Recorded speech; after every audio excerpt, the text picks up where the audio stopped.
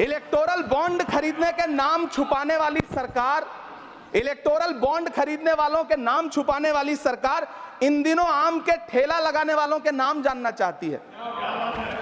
मुझे तो होटलों, ढाबों या आम के ठेलों पर नेम प्लेट लगवाने वालों से पूछना है कि कभी खून की बोतल पर देखा है किसी का नाम लिखा हुआ? सरकार को आलोचना सुनने की आदत नहीं है सभापति महोदय।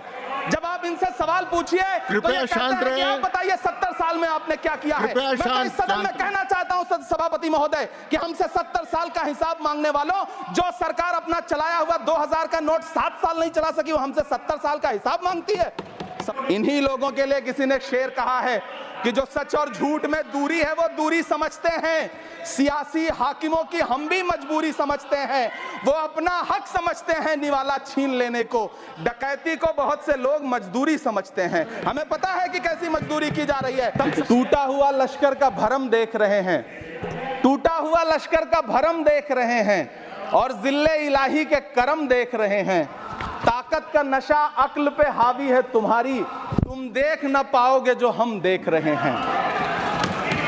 वित्त मंत्री महोदया ने इस बजट में महंगाई पर सिर्फ 10 शब्द बोला है। जिस देश में टमाटर 100 रुपए किलो बिक रहा हो, सभापति महोदय मेरा टाइम पॉज करें और बार बार इंटरप्ट करने को या तो मना करें। हाँ बोले, कृपया बोले। सभापति महोदय, वित्त मंत्री महोदया ने इस बजट में महंगाई पर सिर्फ 10 शब्द बोले हैं।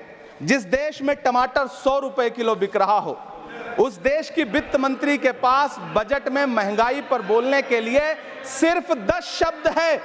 डीजल, पेट्रोल, आटा, चावल, दाल, सब्जी की महंगाई का तो कोई जिक्र ही नहीं। सावन चल रहा है तो प्याज और लहसुन का दाम पूछना तो शायद पाप होगा। मैंने तो यह भी सुना है कि वित्त मंत्री जी जो चीज खुद नहीं खाती हैं उसके दाम से उनका कोई लेना देना नहीं होता। लेकिन इस बार बजट पेश करने के लिए पार्लियामेंट आने से पहले वित्त मंत्री जी ने दही और चीनी खाई थी। अब तो उनसे यह पूछा जा ही सकता है कि उन्हें दही, दूध और चीनी का रेट तो इन दिनों पता ही होगा। क्या उसे सस्ता करवाएंगी या नहीं सस्ता करवाएंगी? अगर पता है तो कृपया सस्ता करवाइए, क्योंकि इसी चीनी ने अमेठी में एक मंत्री महोदया का राजनीतिक कैरियर कड़वा कर दिया। सभापति महोदय, अपने शीश महलों में बैठे हुए सरकार के सांसद और मंत्री कह रहे हैं कि महंगाई कम हो रही है। संसद की कैंटीन से बाहर निकल करके एक चाय का कप खरीदिए, तब समझ में आएगा कि महंगाई कम हो रही है या बढ़ रही है। किसी एक दिन अपनी किसी मजदूर की तरह अपनी दिन भर की दिहाड़ी लेकर के बाजार जाइए और अपने बच्चों के लिए राशन खरीदिए, तब पता चलेगा कि महंगाई कम हो रही है या नहीं हो रही है। यहां बैठ करके बड़ी बड़ी बातें करना आसान है। ये चूनर धानी धानी भूल जाते, ये पुरवा की रवानी भूल जाते, जो आकर 4 दिन गांव में रहते तो सारी लंतरानी भूल जाते। सभापति महोदय, इलेक्टोरल बॉन्ड खरीदने के नाम छुपाने वाली सरकार, इलेक्टोरल बॉन्ड खरीदने वालों के नाम छुपाने वाली सरकार इन दिनों आम के ठेला लगाने वालों के नाम जानना चाहती है।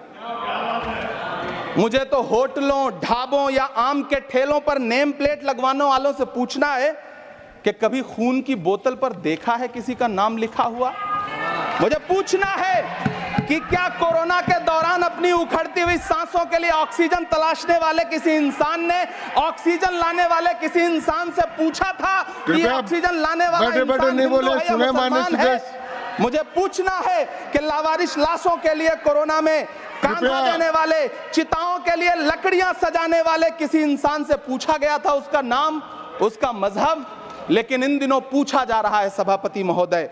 अफसोस, देश के प्रधानमंत्री जी ने कभी न टूटने वाली चुप्पी ओढ़ ली है। सभापति महोदय, जनता ने 63 सीटें कम क्या कर दी, ये सरकार तो अमृतकाल का नाम लेना ही भूल गई। सभापति महोदय, मुझे वित्त मंत्री जी से पूछना है कि वो जो कुछ साल पहले 100 स्मार्ट सिटी बनाने का ढोल पीटा गया था, सुना है उस ढोल में पानी भर गया है, इसीलिए आपने उसका नाम बदल करके सिटीज ऑफ ग्रोथ हब्स रख दिया है। अच्छा है, नाम बदलने का खेल खेलते रहिए, आपकी कई सरकारें तो इसी वजह से चल रही हैं। सभापति महोदय, एक तरफ तो इस बजट में पीएम आवास योजना के तहत 3 करोड़ अतिरिक्त मकान देने की घोषणा है और दूसरी तरफ लखनऊ के अकबर नगर में 1280 वो मकान हैं जिन्हें रिवर फ्रंट बनाने के नाम पे बुलडोजर से जमींदोज कर दिया गया। सभापति महोदय, लोग चीखते रहे, बच्चे बिलखते रहे, वसुधैव कुटुंबकम का नारा लगाने वाली सरकार इंसानों के घरौंदे उजाड़ कर जश्न मना रही है। सभापति महोदय, मेरा बहुत भावुकता के साथ देश के प्रधानमंत्री से सवाल है कि इन उजड़ते हुए मकानों और बेघर होते हुए घरों को देख करके आपको नींद कैसे आती है, आप सो कैसे पाते हैं? मेरा सवाल है इस देश के प्रधानमंत्री से, या तो लोगों के घरौंदे उजाड़ना बंद करिए या फिर करोड़ों मकान बनाने की झूठी घोषणाएं करना बंद करिए। यह बजट झूठ का पुलिंदा है। यह बजट आपके पिछले साल के बजट का कट कॉपी पेस्ट है। यह बजट हमारे चुनावी घोषणा पत्र की नकल करने की एक बेईमान कोशिश है। लेकिन कहावत है ना कि नकल के लिए भी अकल चाहिए। मेरे हाथ में एक तरफ न्याय पत्र है जो हमारा है और दूसरी तरफ अन्याय पत्र है जो आपका है। इस सरकार को आलोचना सुनने की आदत नहीं है सभापति महोदय। जब आप इनसे सवाल पूछिए तो ये शांत रहे। आप बताइए 70 साल में आपने क्या किया है? मैं तो इस सदन में कहना चाहता हूं सभापति महोदय कि हमसे 70 साल का हिसाब मांगने वालों, जो सरकार अपना चलाया हुआ 2000 का नोट 7 साल नहीं चला सकी, वो हमसे 70 साल का हिसाब मांगती है। सभापति महोदय, मैं अंत में आपसे यह कहना चाहता हूं, यह बजट बैसाखी पर टिकी हुई सरकार का कुर्सी बचाओ बजट है। इस बजट में राज्यों के साथ, किसानों के साथ, नौजवानों के साथ, महिलाओं के साथ, देश के मिडिल क्लास के साथ अन्याय किया गया है और इस अन्याय का खामियाजा आपको महाराष्ट्र, हरियाणा और झारखंड के चुनाव में भुगतना पड़ेगा।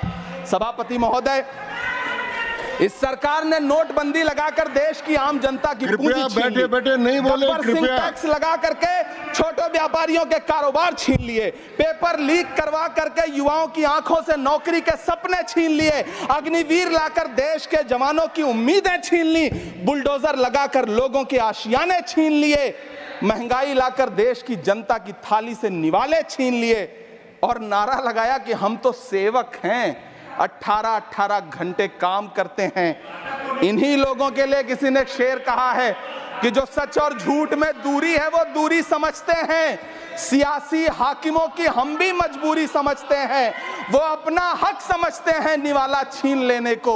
डकैती को बहुत से लोग मजदूरी समझते हैं। हमें पता है कि कैसी मजदूरी की जा रही है। सभापति महोदय, मैं यहाँ खड़ा होकर के अंत में आपसे कहना चाहता हूँ कि इस बजट में तमाम राज्यों के साथ अन्याय किया गया है। इस बजट में युवाओं के साथ अन्याय किया गया है, महिलाओं के साथ अन्याय किया गया है और खास तौर से महाराष्ट्र के लिए कुछ नहीं रखा गया है। महाराष्ट्र बाढ़ से जूझ रहा है, पानी बरसने से वहां 1500 से ज्यादा लोग मारे गए हैं। उस शहर को, उस राज्य को 4000 करोड़ के पैकेज की जरूरत है ताकि जो फसलें बर्बाद हुई हैं लोगों को राहत दी जा सकी। लेकिन अफसोस, इस बजट में महाराष्ट्र के लिए ऐसा कुछ भी नहीं है। मैं आखिर में यह कहना चाहता हूं कि पिछले 7 दिन से इस बजट का बड़ा ढिंढोरा पीटा जा रहा है, इसे महान बताया जा रहा है। लेकिन कौन महान बता रहा है? सत्ता पक्ष के लोग, उन्हें तो बताना ही है। क्योंकि मैं अवध क्षेत्र से आता हूं, प्रतापगढ़ से, नीरज भाई भी अवध और पूर्वांचल से आते हैं।